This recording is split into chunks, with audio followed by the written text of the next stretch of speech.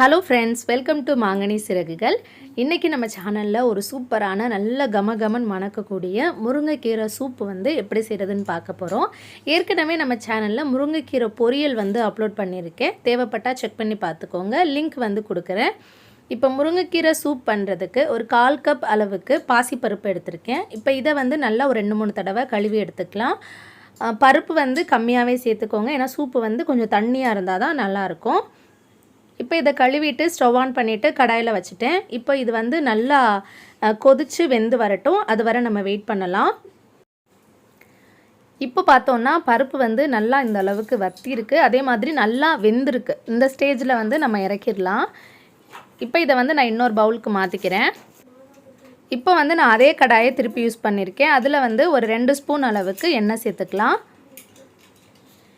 எண்ணெய் நல்லா சூடானதும் இதில் 1 ஸ்பூன் அளவுக்கு சோம்பு, 2 துண்டு பட்டை, ஒரு கல்பாசி, ஒரு 3 கிராம்பு, 2 ஏலக்காய், 2 பிரியாணி எல்லாம் சேர்த்துக்கலாம். ஸோ இதெல்லாம் சேர்த்தோன்னா நல்லா கமகமன்னு வாசமாக இருக்கும். இப்போ இது எல்லாமே நல்லா பொரியட்டும். இப்போ இது கூட ஒரு கைப்பிடி அளவுக்கு சின்ன வெங்காயம் கட் பண்ணி வச்சுருக்கேன். ஒரு 2 பச்சை மிளகாய் 2 உடைச்சிட்டு சேர்த்துருக்கேன். ஸோ இப்போ இந்த வெங்காயம் பச்சை மிளகாயும் நல்லா வதங்கட்டும். இப்போ இது கூட கொஞ்சமாக கருவேப்பிலை சேர்த்துக்கலாம்.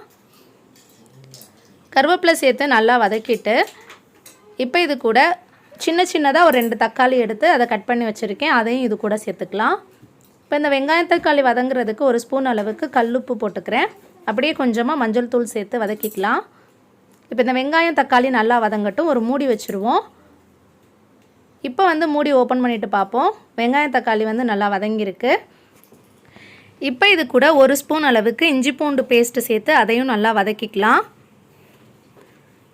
இப்போ இது கூட ஒரு 1/2 ஸ்பூன் அளவுக்கு மிளகாய்த்தூள், 1/2 ஸ்பூன் அளவுக்கு மல்லித்தூள், ஒரு 2 ஸ்பூன் அளவுக்கு சீரகத்தூள், 2 ஸ்பூன் அளவுக்கு சோம்புத்தூள், 1/2 ஸ்பூன் அளவுக்கு மிளகுத்தூள் சேர்த்துக்கலாம். இப்போ இது எல்லாமே சேர்த்து நல்லா மிக்ஸ் பண்ணி விட்டுக்கோங்க. இப்போ நான் முருங்கைக்கீரை 1 கட் எடுத்திருக்கேன். அது நல்லா உருவிட்டு கழுவிட்டு தண்ணியெல்லாம் வடிச்சிட்டு எடுத்து வச்சுருக்கேன். இப்போ இந்த முருங்கைக்கீரையை இதில் சேர்த்துக்கலாம். முருங்கைக்கீரை இதில் சேர்த்துட்டு ரொம்ப நேரம் வதக்கணும்னு தேவையில்லை. சும்மா ஒரு 2 நிமிஷத்துக்கு அந்த மசாலாவோடு சேர்த்து மிக்ஸ் ஆனால் போதும். இப்போ இந்த அளவுக்கு வதக்கியாச்சு. இப்போ இதில் நம்ம வேக வச்சு வச்சுருக்க அந்த பாசி பருப்பை சேர்த்துக்கலாம். அப்படியே இது கூட இந்த சூப்புக்கு தேவையான அளவு தண்ணி ஊற்றிக்கலாம். தண்ணி உங்களுக்கு எந்த அளவுக்கு தேவையோ அந்த அளவுக்கு சேர்த்துக்கோங்க. இப்போ இதெல்லாமே நல்லா மிக்ஸ் பண்ணி விட்டுட்டு இப்போ இது கூட தேவையான அளவு உப்பு சேர்த்துக்கலாம். உப்பு நம்ம வெங்காய தக்காளி வதக்கும் போதே கொஞ்சம் சேர்த்துக்கிட்டோம். டேஸ்ட் பார்த்துட்டு கொஞ்சம் சேர்த்துக்கலாம். இப்போ இதெல்லாமே நல்லா மிக்ஸ் பண்ணி விட்டுட்டு ஒரு மூடி வச்சு மூடிடுவோம். இது நல்லா கொதி வரட்டும். இப்போ லைட்டாக கொதி வர ஆரம்பிச்சிருச்சு. இது இன்னும் நல்லா கொதிக்கணும். இப்போ இதெல்லாம் நல்லா மிக்ஸ் பண்ணி விட்டுக்கோங்க. குழந்தைங்கள்லாம் நல்லா விரும்பி சாப்பிடுவாங்க. ஏன்னா கமகமன்னு நல்லா இருக்கும், இந்த சூப்பு டேஸ்ட்டாக இருக்கும். இப்போ இந்த அளவுக்கு நல்லா கொதிச்சு நமக்கு பார்க்கையிலே தெரியும். ஃபஸ்ட்டு இருந்ததுக்கும் இப்போக்கும் கலர் சேஞ்ச் ஆகிருக்கு. நல்லா கீரையெல்லாம் ஒன்றோட ஒன்று மிக்ஸ் ஆகி நல்லா வெந்திருக்கு. இந்த ஸ்டேஜில் நம்ம ஸ்டவ் ஆஃப் பண்ணிக்கலாம். அவ்வளோதான், சூப்பரான முருங்கைக்கீரை சூப் ரெடி ஆகிடுச்சு. கண்டிப்பாக செஞ்சு பாருங்கள். உங்கள் வீட்டில் இருக்க எல்லாருக்குமே ரொம்ப பிடிக்கும். இந்த வீடியோ உங்களுக்கு பிடிச்சிருந்தா மறக்காமல் மாங்கனி சிறகுகள் சேனலை சப்ஸ்கிரைப் பண்ணி வச்சுக்கோங்க. அப்படியே அந்த பெல் ஐக்கானே கிளிக் பண்ணிடுங்க. அப்போ தான் நான் அப்லோட் பண்ணுற வீடியோஸோட நோட்டிஃபிகேஷன்ஸ் எல்லாமே உங்கள் மொபைலுக்கு வரும். நான் இன்னொரு வீடியோவில் இன்னொரு ரெசிபியோட உங்கள் எல்லாரையும் சந்திக்கிறேன். அது வரைக்கும் நன்றி.